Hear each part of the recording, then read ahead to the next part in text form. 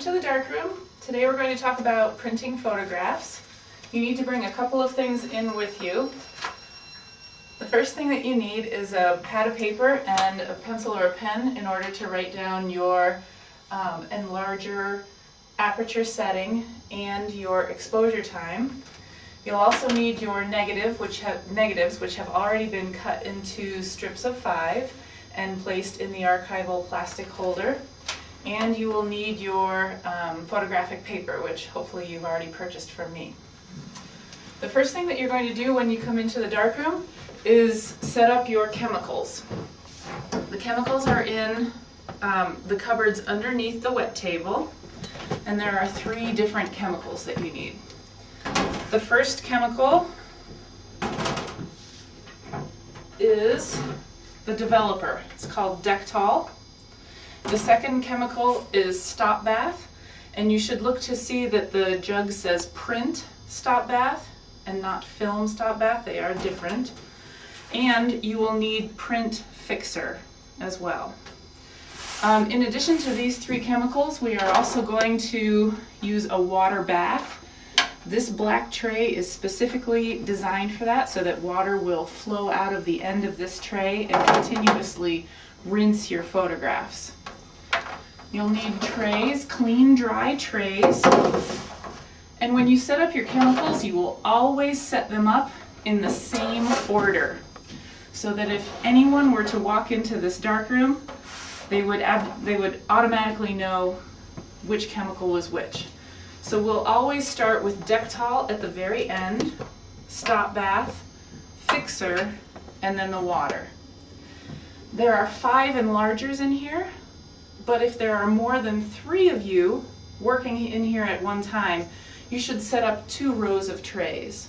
So you would have 2 sets of Dectol, 2 sets of Stop Bath, 2 sets of Fixer, and 1 water bath. Underneath this cupboard is also a pitcher to use for diluting your chemicals. And down here we also have jugs for reclaiming Stop Bath and reclaiming Fixer. Those are the 2 chemicals that we will reuse over and over again in order to save the environment and save money. So at the end of the process, when you are cleaning up, you should pour the Stop Bath into the Reclaim Stop Bath jug and the leftover Fixer into the Reclaim Fixer jug. And those will keep under here. You may also reuse these. Instead of using the fresh chemicals, you can simply use these chemicals instead of these in order, again, to save the environment and save money. For right now, though, we'll put these underneath here, and we'll start by talking about diluting your chemicals. The first chemical that we're going to dilute is Dectol. That's our developer. Dectol is diluted at a 1:2 ratio. And in any ratio in photography, the first number is always the chemical, and the second number is always the water. So in a 1:2 ratio, and we are going to use 30 ounces, so we're going to fill this up to 30 ounces. In a 1:2 ratio of chemical to water, we are going to use 10 ounces of chemical and 20 ounces of water. However, for safety purposes, we are always going to put the water into the pitcher first.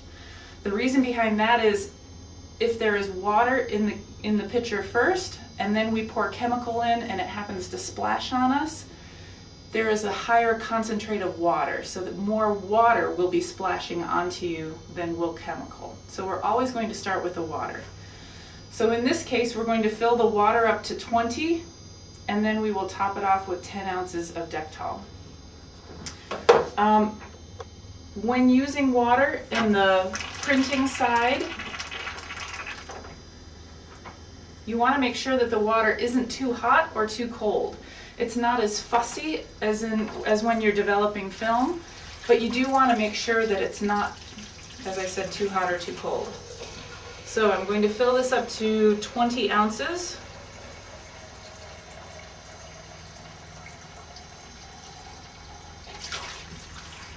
Check it.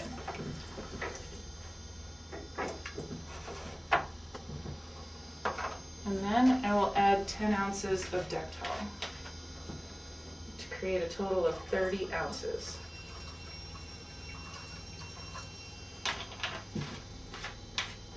Now that I'm finished with this, I'll go ahead and put it away. And I'll pour my chemical into a tray.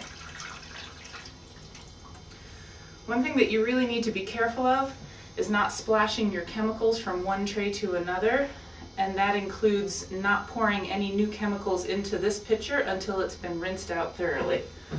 So, between chemicals, you always want to rinse out your pitcher.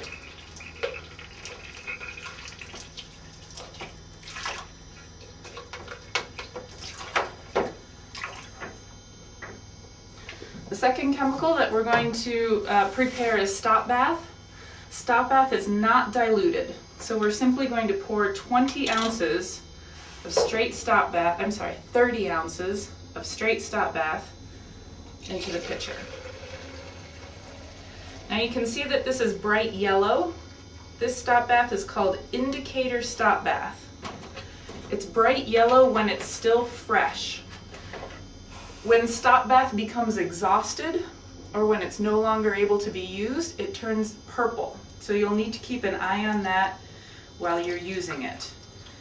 The more oxygen that comes into contact with it, and the more photos that come into contact with your chemicals, the quicker they exhaust. I'm going to rinse out my pitcher.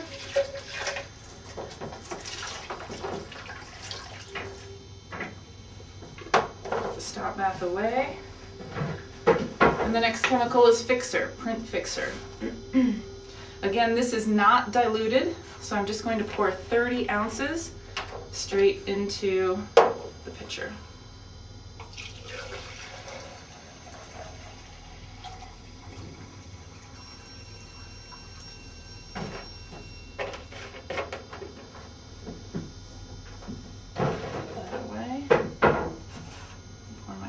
Into the tray.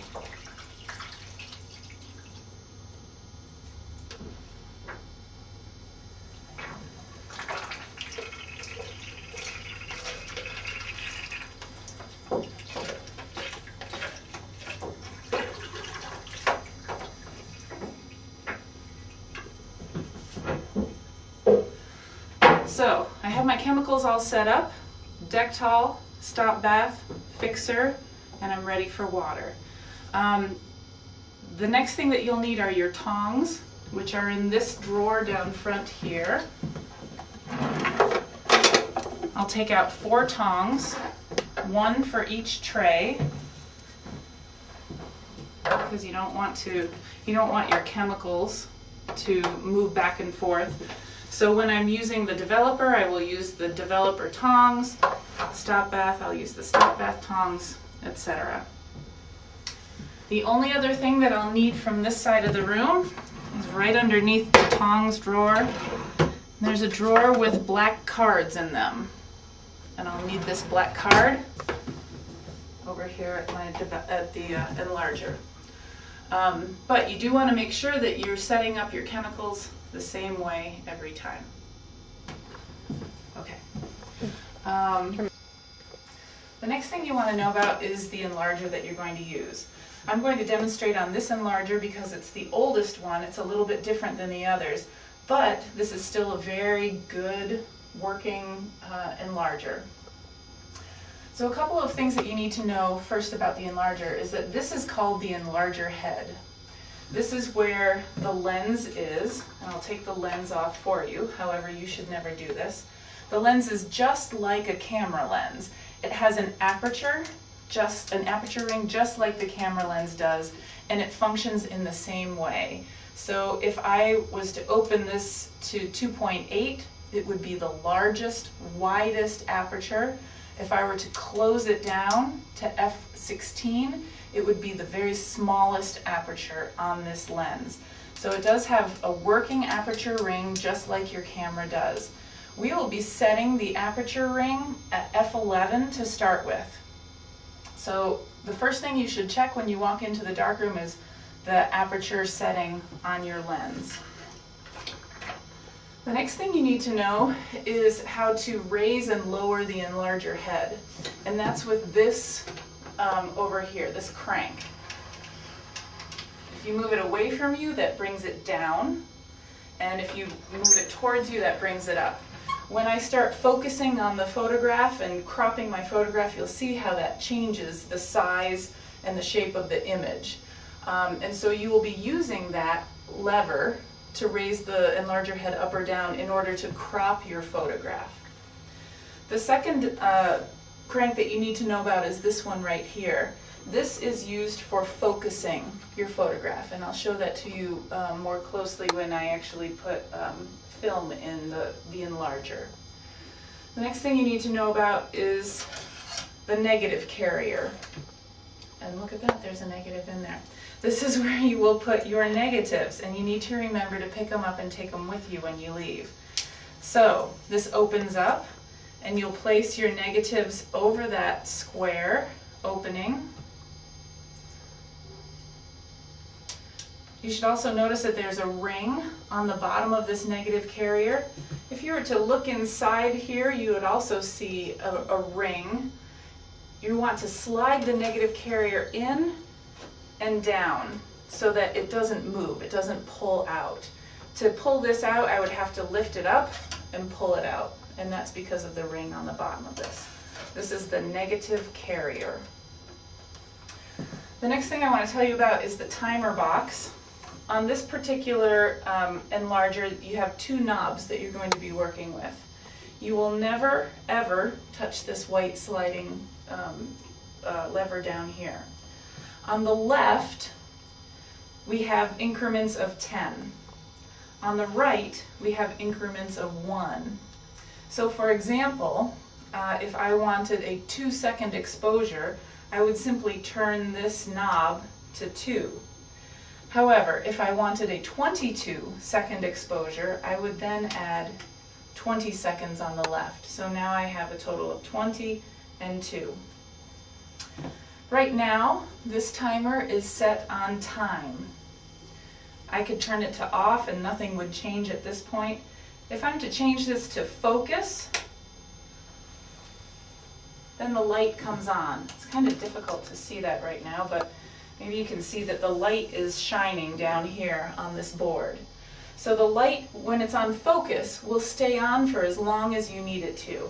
And that's when you should raise or lower the enlarger head and use the focusing knob to bring your negative into focus.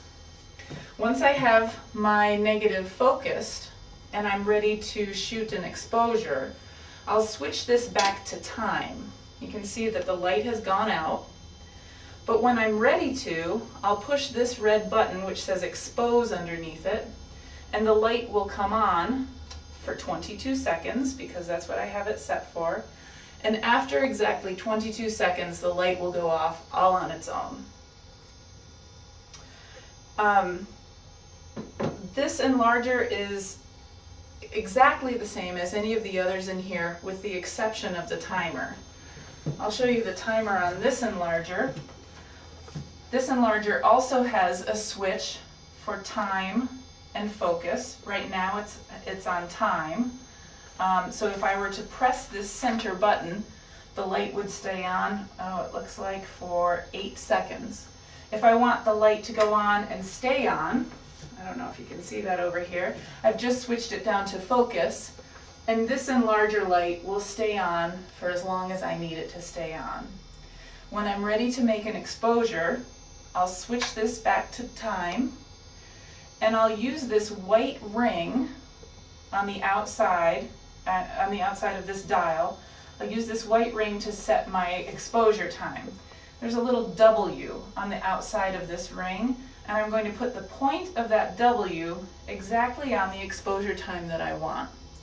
So I have it set for 10 seconds. When I'm ready, I'm going to very gently press this center button. You don't need to punch it, you just need to hit it very gently. And it will automatically turn the light on for 10 seconds, and it will turn off when that time is done. So those are the two sets of timers in this room. So up until this point, everything can be done under these bright lights. You would set up your chemicals with the lights on. You would set up your enlarger with the lights on. You could even put your negative into this easel with the lights on. However, once you are using photographic paper, you need to have the safety lights on. Even as we speak, this paper is being exposed, and if we were to develop this paper, it would turn perfectly black. However, under orange lights, you can expose photographic paper without harming it at all. So for the purposes of this demonstration, we're going to leave the lights on, but you should understand that from here on, everything should be done only under the safety lights, which are orange. So I've taken my paper out of my container, out of my envelope, and I have put my envelope, I've closed the envelope again, and I'm putting it back into the drawer so that it's safe in case accidents happen and someone happens to turn on the light. In that case, your paper will not be exposed to light, and it'll be good to use for as long as you need to. I have also cut this 8 by 10 piece of paper in half for our test strip. Remember, we're going to first make a test strip to determine the proper exposure time of our contact sheet. So I only need one piece of paper, so I'm going to put the other half ideally back into the envelope. The other half sheet of paper, I'm going to slide underneath my negatives. Now, this won't cover all of the negatives that you have here, but really we're just trying to determine the proper exposure time, so it's not important that every single negative is covered. Now, when we make a test strip, your timer needs to be set at 2 seconds. Right now, my timer is set at 22. So I'm going to turn this 20 knob back to 0, and this singles knob is on 2. And now I'm going to change my switch over here to time. With my black card, what I'm going to do is cover all of my negatives except for one strip. Now, I'm going to expose only one strip at a time, and I'm going to expose each strip for I'm sorry. Okay. Okay. Keep going, I'll cut it out. I'm going to expose just one strip right now, and but only for 2 seconds. Then I'm going to move the black card over. Now I'll have 2 strips of negatives exposed. I will expose both of those strips for 2 seconds. I will do the same thing for each of the rows of negatives that I have here. So I'll just show you this very quickly. I have all but one row exposed or covered up. My timer is set for 2 seconds. My aperture on my lens is set at f11, so I'm ready to go.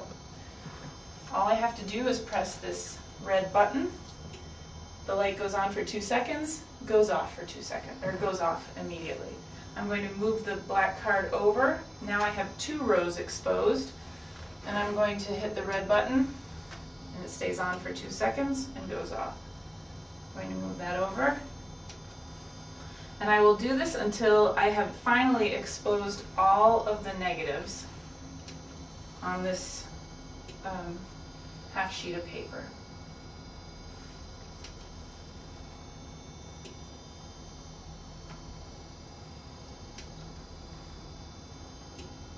For the final one, you can just take the black card off and expose the whole sheet. Now, again, under the safety lights, you'll take your paper out from underneath your negatives. Something else I should have told you beforehand, I want to tell you now, is that you want to make sure that the emulsion side of the paper is facing up. Now you can tell the emulsion side of the paper because it's a little bit shiny, and you might be able to see that sheen in the light. If I were to turn this paper over to the wrong side, you probably wouldn't be able to see that shininess. Even under the darkness of the safety lights, you can still see the sheen. Now this is matte paper. If I were using glossy paper, you'd be able to see it even more easily, but you want to make sure that the emulsion side is up. So I've taken this paper out, emulsion side up.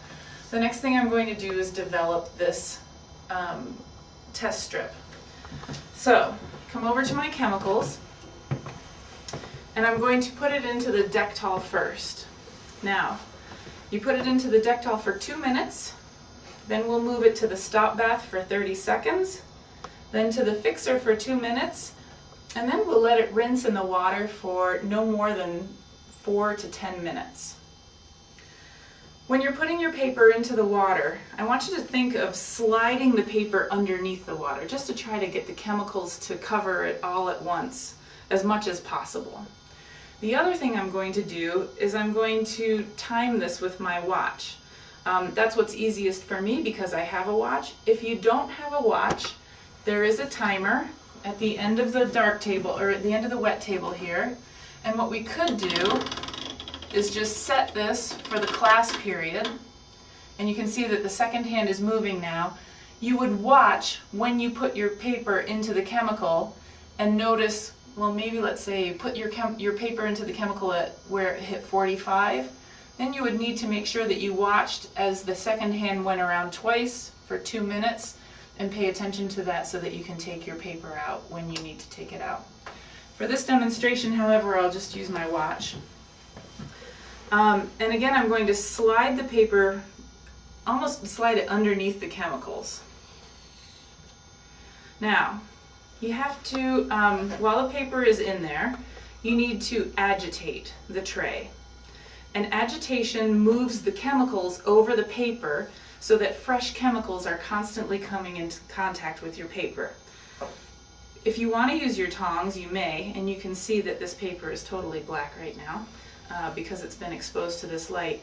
But what I don't want you to do with the tongs, I don't want you to push your paper around. This emulsion is still very fragile at this point. And by pushing the paper around, you could actually smudge the image on your paper. So, agitation is simply rocking the tray back and forth the entire time that the paper is in the chemical. It's not water world. You want to make sure that you're not splashing, but very gently just moving the tray back and forth and forward and back for the entire 2 minutes. Okay, so let's say that the entire 2 minutes has passed. Now I'm going to take my tongs and I'm going to very gently try to pick up this piece of paper. You might look for a little bulge on the side of it. Oh. Okay. Now I'm going to hold the paper over the tray and just let excess chemicals drip. You don't want to shake your paper. If I shake my paper, chemicals could mix, which is bad. You don't want your chemicals to mix with each other. So I'm just letting my chemicals drip off. I might even just drag it along the side of the tray. And then I'm going to take my paper and put it into my stop bath. Again, trying to slide it underneath the chemicals. Again, 30 seconds in the stop bath. And I'm agitating the entire time. So I would either look at my watch or look at the timer to make sure that I have the proper amount of time. And after 30 seconds, again, you'll take your tongs from the stop bath tray, grab your paper, let it drip, and then move on to the fixer.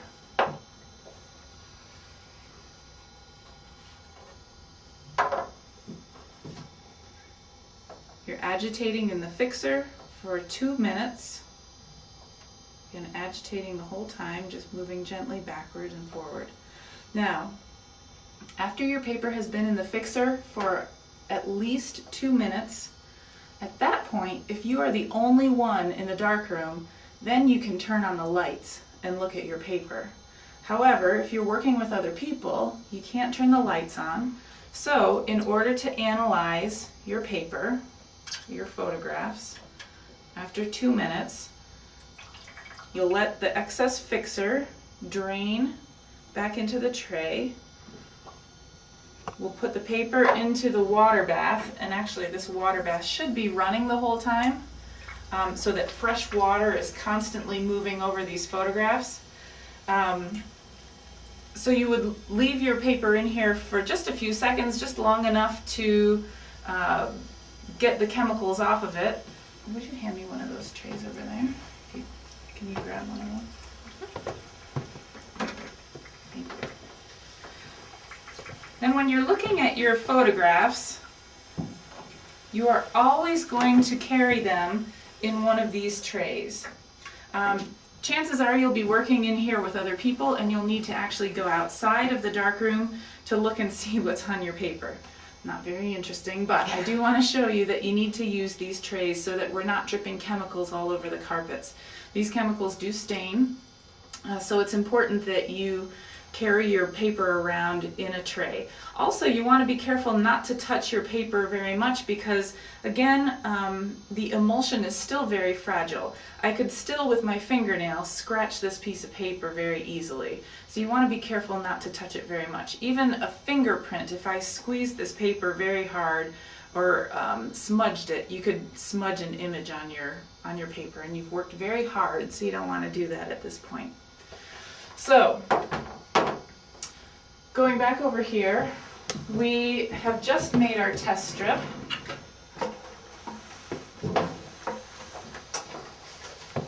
In an effort to create our contact sheet. And your test strip is going to look like this. The images on one end will be much darker than the images on the other end. And this is how you would read this test strip. The lightest image has the shortest amount of exposure time. So this lightest image I know has only 2 seconds of exposure time. This one is a little bit darker, it has 4 seconds of exposure time. So then is even darker, it has 6, this has 8, and this has 10. So that's how you read your test strip. The purpose of the test strip, again, is to determine the proper exposure time for the entire contact sheet. Here's what I'm looking for. I'm actually not going to look at the images in the pictures. I'm not going to look at the pictures themselves. I'm actually going to look at the outside of the film where the lettering, where it says Kodak, is and where the sprockets are. The outside of the film should be black. The lettering where it says Kodak should be white. Down here you can see this, the outside of the film where the sprockets are, that's very light gray. This is a little bit darker, this is a little bit darker, darker, and even darker still. But yet the letters and numbers are still white up here. So I'm going to use a 10-second, I'm going to decide that I need a 10-second exposure time for my complete contact sheet. Now, the contact sheet is important, but it's not nearly as important as your final photograph. So I don't want you to spend a lot of time poring over which exposure time is best. This is important, not nearly as important as your final photograph, however. So I make a very quick analysis and decision. I think 10 seconds looks good, so that's what I'm going to do. So the next step is to take out that whole sheet of paper. You're not going to cut this one. You're going to slide the whole sheet of paper underneath all of your negatives and make sure that they are all going to be exposed onto the paper. I've determined that 10 seconds looks good, so I need to change my timer. So now I'm going to change this single-digit dial down to 0, and I'm going to change this dial that's in increments of 10s up to 10. I haven't moved anything on my easel. I haven't moved my enlarger head, so I know that when I press that button, everything is going to be fine. It's going to be exposed properly. So all I need to do now is step back and press the button. For this, you do not need the black card. You're just going to you're going to allow the entire sheet of paper to be exposed. So I'm going to press the button. The light comes on for 10 seconds. It'll go off on its own for 10 seconds, and then I'll take it over to the chemicals and develop it. Okay, I just heard the light click and go off. So then I would take this back over to my chemicals and do the exact same thing that I just did with my test strip. I'm going to slide the paper underneath the chemicals, and then I'm going to gently agitate for 2 minutes in the developer, 30 seconds in the stop bath, 2 minutes in the fixer, and then I'm going to let my photograph rinse for a minimum of 4 minutes. So I'm not going to do that for you because you've seen that demonstration. But what's important to remember is that you do need to agitate your chemicals in the trays for the entire time. You can't just simply put the paper in, agitate it once or twice, and then go do something else. You need to stay with it. Okay, so I've created my contact sheet, which looks like this. The purpose of the contact sheet is to determine which photo I want to enlarge. That's truly the only purpose. Now, the very first thing that you should look for when you're deciding which photo to enlarge is focus. Your photograph, the subject in your photo, must be sharp and clearly focused. So you want to make sure that there's no blur that shouldn't be there. So if I look at my contact sheet, I think I like this one at the very end the best. Actually, no, let's do this one. Okay, so frame number 19. That's the sole purpose of this, is to find the one that you're going to enlarge. Frame number 19 is the one that I want, so I can put that away. Now, I'm finished with this easel, because the only thing that you do with this easel is create a contact sheet. I've just created my contact sheet, so now I can put this away in my drawer. To make an enlargement, we're going to need this easel. Now, this easel creates a beautiful small 1/4 inch frame all the way around your photograph, so you don't have to worry about that. But you do have to know how to use this easel. So this is the frame, and when you are putting your paper inside your frame, I don't know if you can see this, but there are notches on the left side and up at the top.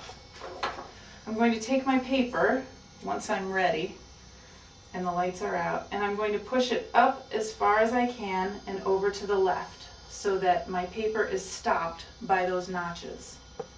Then,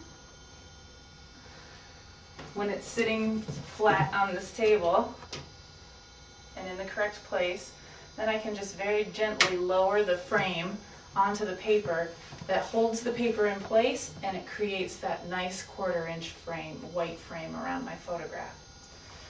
But we have some things that we need to do first. First, we need to get frame number 19.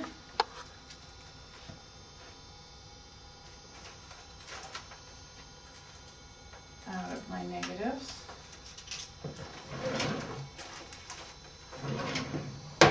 And I need to put that in my negative carrier. So I'm going to lift up on the negative carrier, open it up. I'm going to take someone else's negatives out and be gentle with them. And I'm going to put my own negatives in. For the image to show right side up on the easel, you actually need to have your negative upside down. Now when you're putting your negative into the negative carrier, you can kind of see that the negative has a curve to it, kind of like a speed bump. I like to say speed bump up, okay? So you want to make sure that the curved side, just like a speed bump, is up. It wouldn't be cupped that way. Close up the negative carrier, and you do want to be careful not to touch your negatives very much so that you don't get fingerprints on them. Just touch the very edges of them. And now I'm going to drop this back down into the enlarger. One thing that's very important before you actually make your exposure is to dust your negative. Dust is around us all the time, and this is old equipment, so there's dust inside that is actually falling down onto your negative as we speak. Dust may seem unnoticeable to us, but when it lands on top of your negative, it actually blocks the light from going down to your photograph, and it creates white lines and squiggles and marks on your paper. And as we've discussed in class, white is what our eyes are naturally drawn to. So you don't want your viewer's eyes to see dust on your paper, so we need to dust your negative first. In this container there are several different tools, and you are going to use one of these small paint brushes. Now, this may seem a little strange, but even the pros do this. In order to have the dust actually adhere to this little paintbrush, what you're going to do, and this is only for people who don't wear makeup, you're actually going to take the brush and brush it on your nose just a tiny little bit. And then, very carefully, you're going to lift up this flap here, and with the light on, the focus light, I'm going to very gently pick up any dust that is sitting on top of my negative. You'll be able to see the dust on your negative because it'll be white.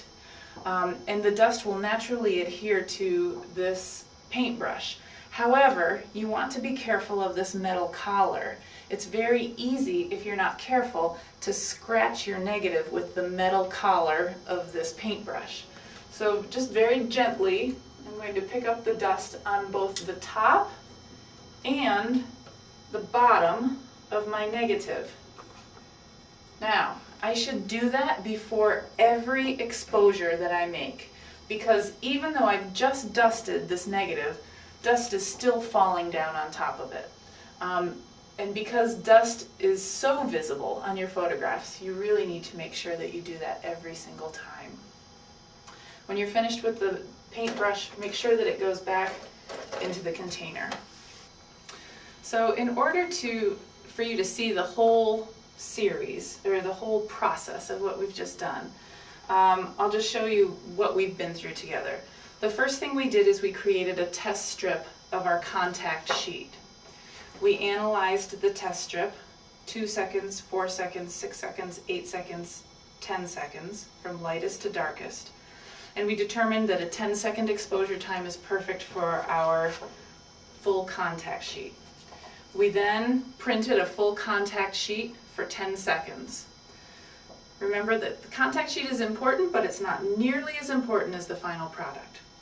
We use the contact sheet to determine which photo we're going to enlarge, and the number one thing that you should think about when you're choosing your photograph is focus. Make sure that the photograph that you choose is sharply in focus. So we would choose our photograph, and the next thing we would do is create a test strip of that photograph. Simply because the contact sheet is exposed for 10 seconds does not mean that every photograph will be exposed to 10 seconds. So we created a test strip again, and we looked at each 2-second exposure, and we analyzed which would be the best, which has blacks, which has whites, and a range of grays in between. And we determined that on this test strip, 12 seconds would be best. One thing that you can do that I talked about is shoot on a half a sheet of paper that photograph at 12 seconds. So then you can actually look and see what 12 seconds is going to look like in most of the photograph, because here we're just looking at one little strip of the photograph. So it's possible to look at the whole thing at 12 seconds. If that doesn't look good to you, there's something that you can do at this point. Right now we have our lens set at f11. If I think that this is too dark, one thing that I can actually do is change the aperture on my lens. And if it's too dark, I'm going to want to create a smaller aperture. So I would go from f11 to f16. Now, whenever you change anything on your enlarger, you need to do another test strip. So you can see that this test strip is a little bit lighter already.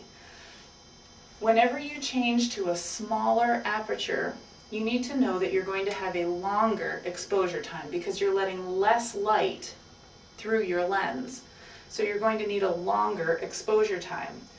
I recommend, if you're using f16 or even a smaller aperture, some of these enlargers have f22 or even f45. I recommend that when you are making your test strip that you count the number of exposures that you make, because sometimes it's very difficult to see where one exposure ends and the other begins. So if you count the number of exposures that you have, you actually might be able to, you might have to count backwards. For example, if I know that I did 20 2-second exposures, then my longest exposure time is going to be 40 seconds. The next one is 38, 36, 34, 32, 30, and so on. So you may have to count from the dark end towards the light end.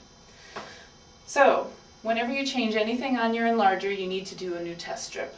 Create a new test strip, analyze it, determine the proper exposure time, and then you can go ahead and create your photograph. Now, I was telling you about that beautiful little 1/4-inch frame, and this is an example of the frame that this easel will make. So it has a perfect, well, almost perfect little border around the outside here, and that was simply created by making sure that my paper was in the right place and very gently putting my the frame down around the easel. Next thing that I need to do is crop and focus my photograph. So in order to do that, I'm going to turn the focus light on so that it comes on and stays on. For this, I think I'm going to try turning off the light and see how that works, if there's enough light. I don't know if that'll work so well. Okay, so I want to make sure that you know that underneath the lights you should not have your photographic paper on here yet. So I've taken my photographic paper off, but what I want to show you is that when I turn on the focus light, the light will stay on for as long as I need it to stay on. You can maybe see this image on the easel. Now I'm going to use the enlarger handle. Actually, the first thing I'm going to do is try to focus my image, and you'll probably notice it's very out of focus, but the longer I spend turning back and forth, I can bring my image into focus. What I like to do is get my face right down next to the image and try to remember what I focused on. So I have a picture of a little girl here on a swing, so I'm going to assume that I focused on her, and I'm going to look at her and move her in and out of focus until I get to a point that I think is perfect. So I have it focused so that I can see my image. Now I need to decide how to crop my image. And by cropping I mean I would need to determine what is going to be where in my photograph. What will the composition of my photograph look like? And if you remember our discussions of the rule of thirds, I'm going to make sure that my subject, the girl on the swing, is actually not in the center of the photograph where she is right now. So I can change this simply by moving the placement of the easel. And I can bring her down closer to the lower left-hand corner, or I can move her over a little bit and, oh, look, there's her father over here. And I can bring him into the picture. I could also rotate my easel this way, and I can even enlarge this a little bit by moving the enlarger head, by changing the position with this crank. And maybe I'll decide that I only want her in the picture. Now whenever you raise or lower the enlarger head, you need to refocus your photograph. So I'm going to move back to this knob and focus once again. Now here's a little tip for focusing. I don't know if you'll be able to see this either, but what I'm going to do is, right now, it's very difficult to see the image on the easel because I'm set at f11 on my aperture. One way to be very clear about focus is to open up your aperture to its widest position. And on this enlarger, this lens, it's 2.8. So I've moved it from f11 to 2.8. That will make it very bright and I can see what I'm looking at and focus very clearly. However, you want to make sure that once you're finished focusing, you change your aperture back to f11. It'll make it very dark down here, but that's okay. Okay, so I have my image focused, I know that, and I have my image centered, I have it cropped the way I want it to. So the next thing I need to do is to create a contact sheet. of that image. And that contact sheet will be similar to the contact sheet that I used for my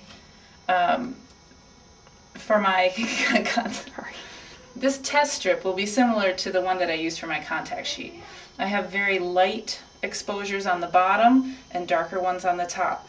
This is specific. So the next thing we want to do is to create a test strip of this photograph. And the test strip, the purpose of the test strip is to determine the correct exposure time. So just as with the test strip of our contact sheet, we're going to look at these exposure strips. The lightest ones have less time, the darker ones have more time. So in order to do that, I'm going to take out my half sheet of paper and my black card. And with the emulsion side up, I'm going to place the half sheet of paper right down the center of my photograph, or wherever I think my subject is. And with this cropping, I know that I have my subject right about here.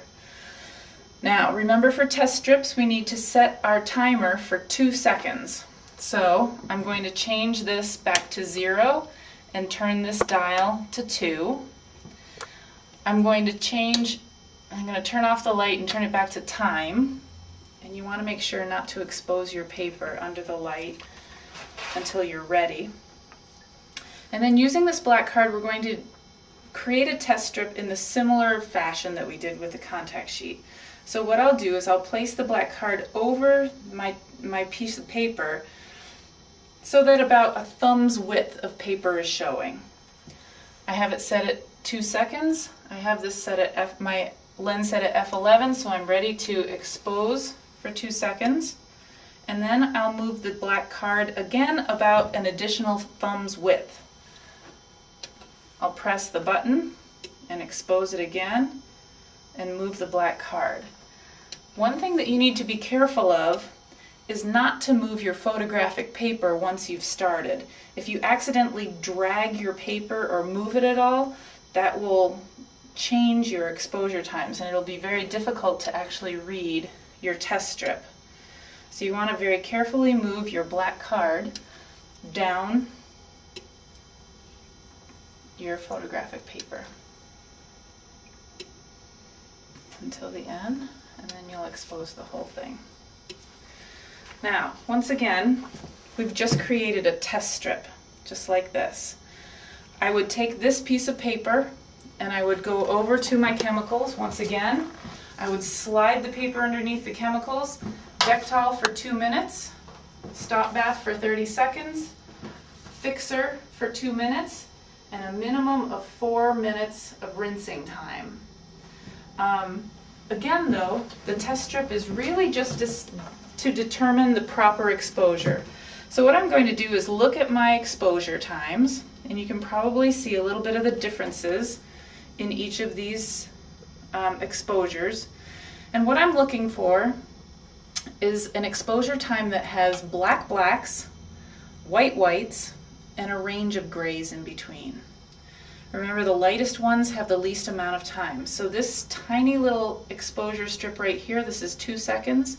This next one is 4, 6, 8, 10, 12, 14, 16, 18, 20. I've done a total of 10 2-second exposures for 20 seconds. It looks to me as if 2, 4, 6, 8, 10, maybe 12 seconds is going to be best.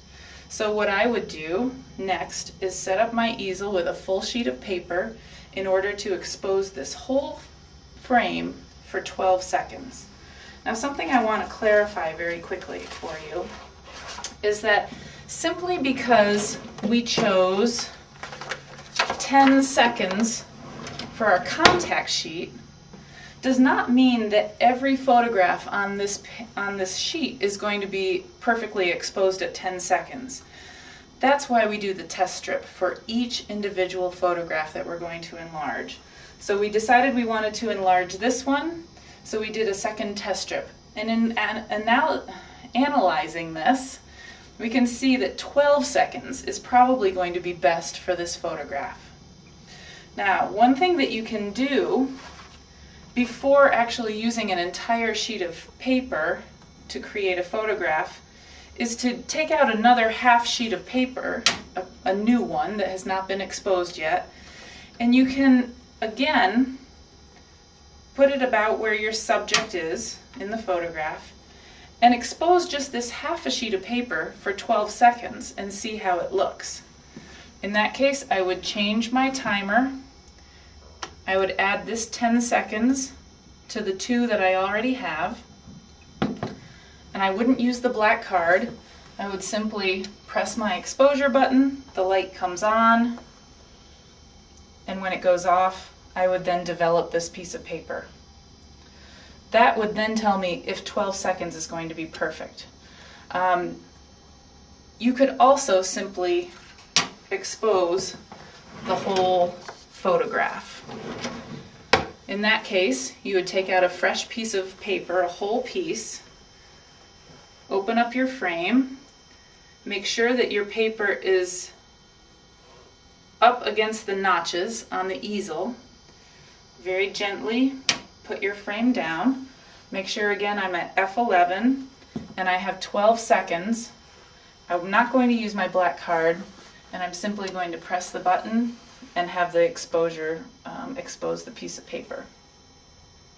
Once I'm finished with that, again I would go over to the chemicals and I would put it into the developer for, again, 2 minutes in the developer, 30 seconds in the stop bath, 2 minutes in the fixer, and then a minimum of 4 minutes in the water.